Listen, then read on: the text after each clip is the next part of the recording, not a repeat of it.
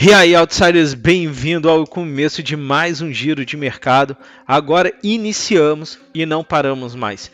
Todos os dias pela manhã a gente vai ter o giro de mercado com entendimento, visão, análise e principalmente compreensão do que está movendo o capital e o dinheiro no mundo. A gente teve um aumento muito drástico de ontem para hoje, chegando ao topo máximo de 4,70 nos juros de 10 anos do mercado americano. Isso nos traz duas concepções e a gente falou muito sobre isso lá dentro dos 15 minutos de mercado. Principalmente, o que foi uma visão e uma conclusão que eu cheguei depois de uma madrugada debulhando sobre estudos, gráficos e análises geopolítica econômica. O americano está ganhando uma guerra sem mover um único tiro. E por que a gente está dizendo isso e eu estou afirmando isso? Porque quando o mercado asiático, principalmente China, se uniu ao OPEP e tentou curvar o americano perante o seu solo de joelhos, através da elevação da taxa de juros por meio da restrição da emissão de petróleos e barris dentro do mercado, a gente veio o americano parado, pensando e chegando a uma conclusão. E qual é essa conclusão? Se eu mexer na taxa de juros dos tesouros, eu tenho dois benefícios. Primeiro, eu sacrifico a cadeia logística de distribuição, sacrifico o entendimento de abastecimento do polo industrial que se chama China, elevando o custo dessa manutenção de cadeia de logística de suprimento, que ela é toda em dólar.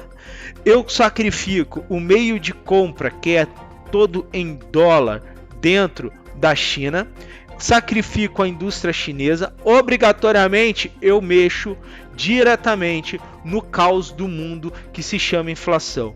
O americano ele não fez isso somente para salvar sua economia, é uma conclusão que eu chego, ele puxou para realmente chegar a fortalecer e ajudar o seu grande aliado europeu, tá? Por quê? Porque a Europa se debruça diante de uma guerra, a Alemanha tem que manter um esforço ali e começa a ter problemas com a Ucrânia também em relação a isso. Então, em cima disso, a gente veio montando um quebra-cabeça e fazendo total entendimento do que realmente pode estar acontecendo dentro do mercado financeiro através de uma coisa chamada guerra econômica.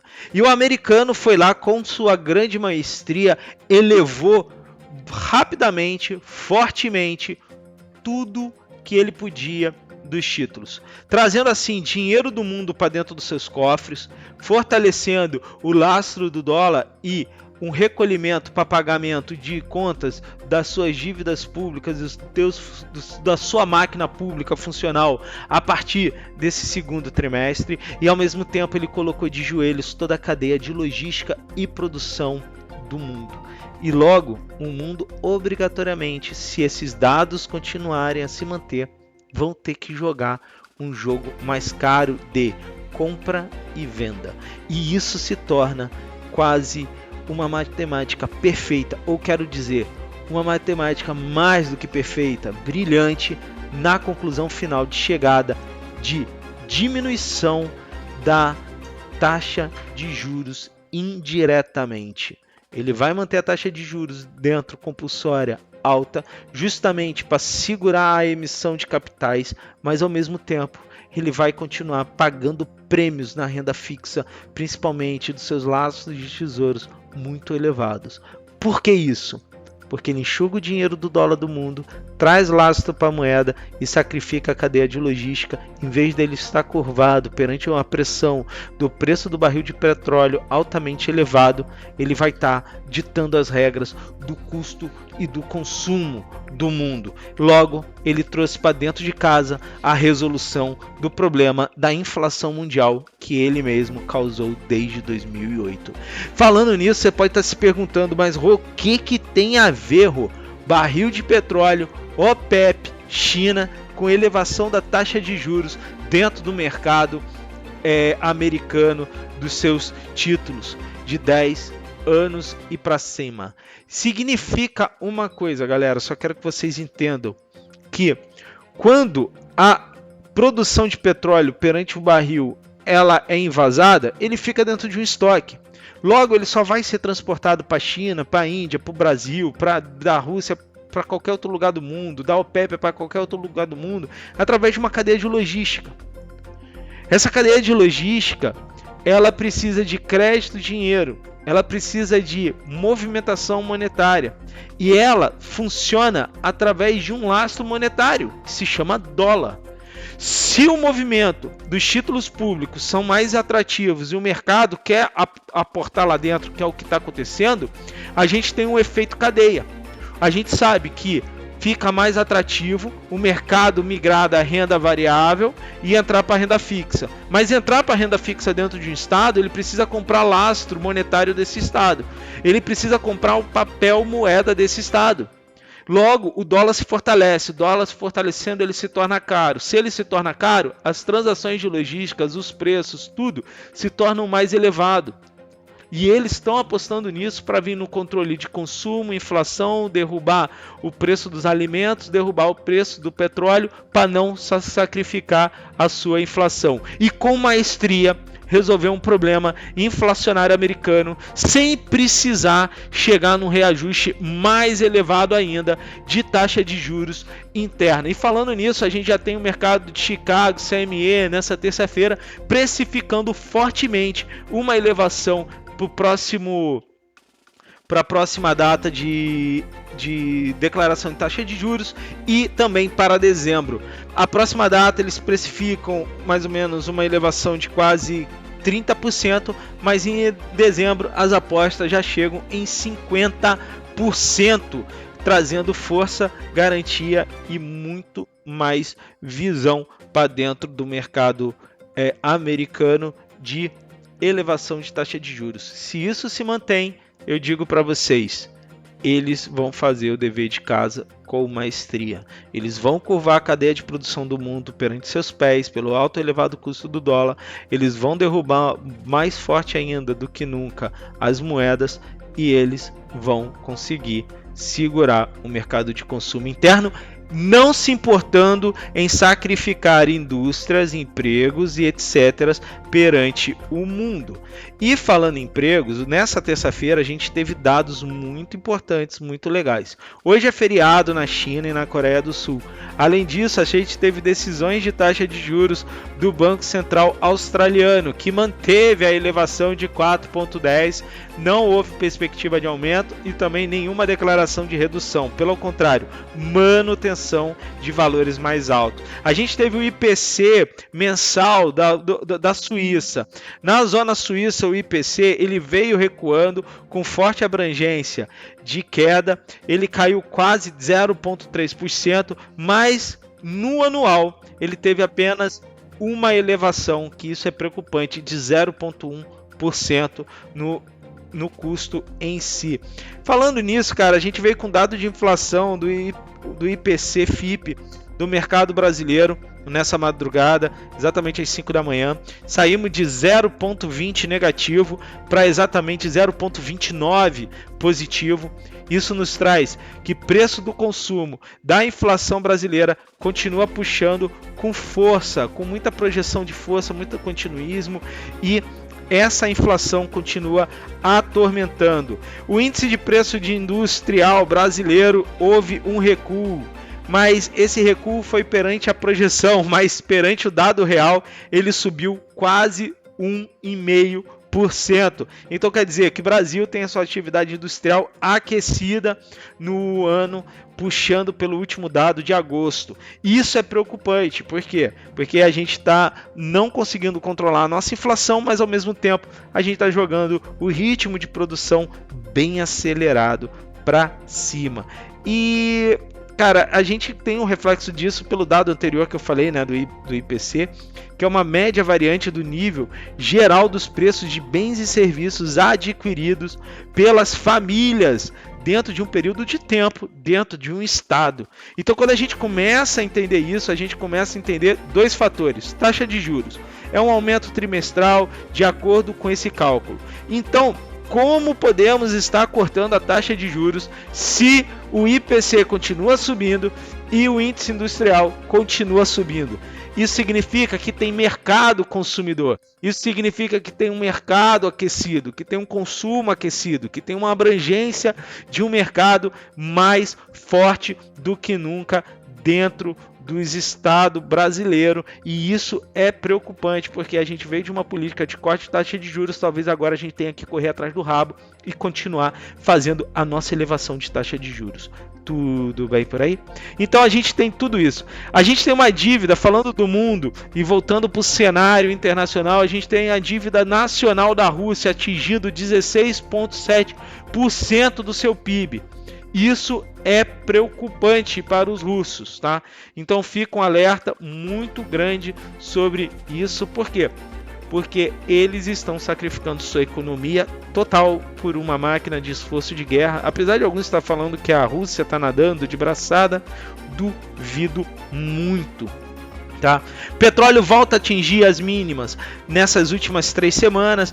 Brent WTI hoje no mercado caindo 0,41% e o Brent 0,58%, reforçando o que a gente já tinha conversado anteriormente no início desse giro de mercado, a fortificação, puxada e elevação da manutenção e da continuidade de preço do mercado de logística, parando o consumo através da fortificação do dólar.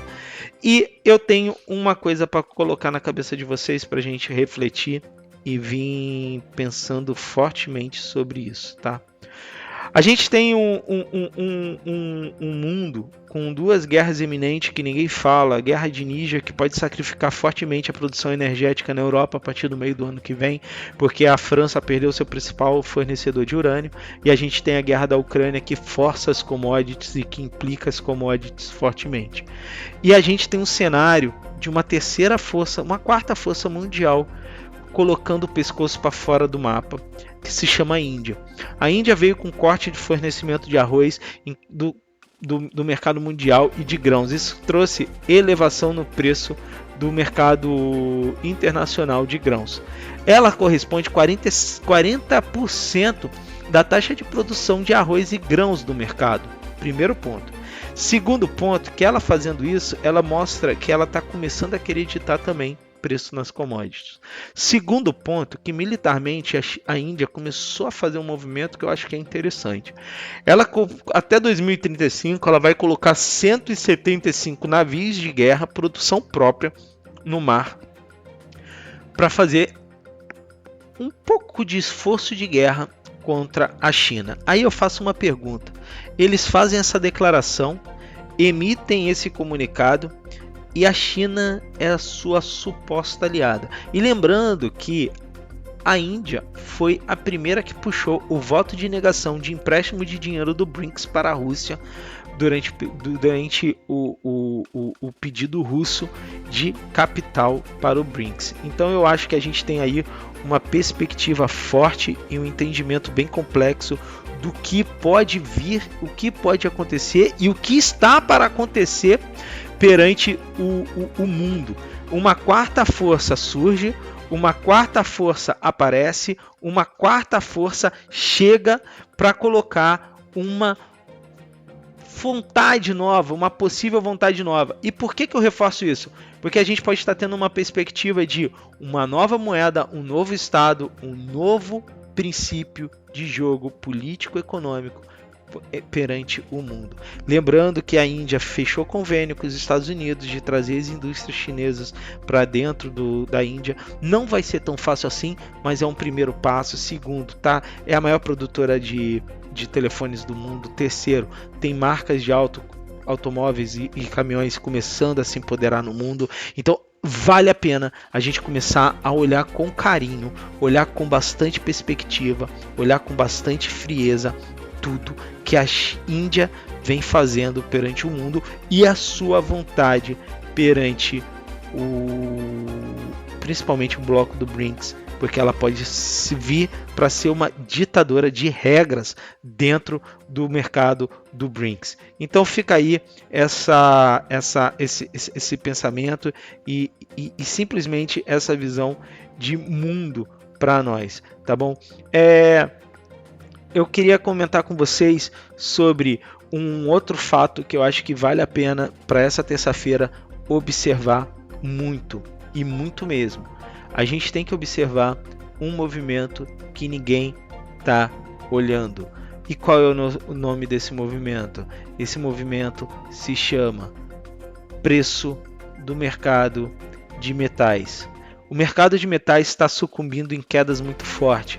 A prata mergulhando 0,91 hoje, o ouro perdendo lastro em 0,34, o cobre caindo 0,48 e a platina caindo em 1,19.